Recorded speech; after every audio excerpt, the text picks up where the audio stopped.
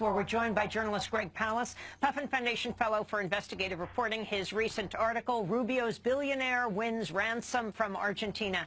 Greg Palast, explain. Well, what happened is that Paul the Vulture Singer, who I've been following him for BBC and for Democracy Now! For about 9 years. This is the guy he's called the Vulture, not just by Argentina, he's known by that by his friends in the banking industry. He grabs old debts of dying nations, dying companies, even dying people. And when there's a famine or a war, for example, in Argentina, during the military dictatorship, when Argentina went broke, he bought up old bonds for $50 million, just sold them back to the government of Argentina, a government he helped place in power, for $2.5 billion. And he did this through what the Argentine government and the United States Treasury call extortion. He says, if you don't pay me, I'm going to stop you from borrowing money. I'm going to choke your nation to death. He even seized a Argentine naval ship on the high seas. I mean, he's basically a privateer, a pirate. And what's important about what's coming up in this election, the reason he influenced the Argentine election was to get a puppet president who would write him a check which would give him a 10,000% profit. He's looking for the same in the United States. Paul the Vulture Singer is the #1 donor to the Republican Party. Not the Kochs, by the way, Paul Singer. He's the #1 donor to American Crossroads, run by Karl Rove, which is basically your racial vote suppression on an industrial scale operation.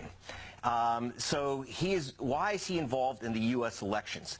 Because during his attack on Argentina, the Secretary of State, working with the President, the Secretary of State sent her lawyers into a U.S. federal court and said, don't force Argentina to pay off this guy. She tried to stop the extortion on Argentina.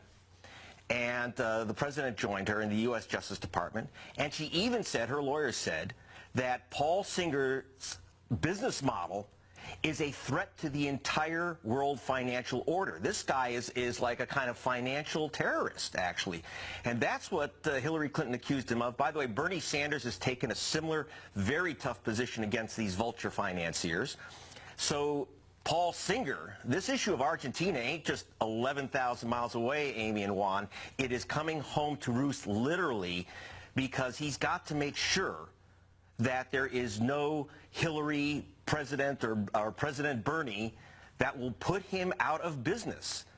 Hillary's action will probably cost him $500 million or $1 billion, and he wants blood, and he wants his guy in the White House, which means anyone but Bernie, anyone but Hillary. But Greg, so why did he come behind Marco Rubio? Because obviously in Donald Trump, Trump is a candidate who's never seen a bankruptcy he didn't like. But on what basis did he go behind Rubio? Well, Rubio did his work for him. Rubio made an unethical, frankly, it horrified a lot of people. He made direct approaches to the State Department on behalf of his top donor. Paul the Vulture Singer is the #1 donor to Marco Rubio. And Rubio kept banging on the State Department to back his vulture donor against our ally Argentina. This is just way out of line, even in a country where money talks. This was money screaming.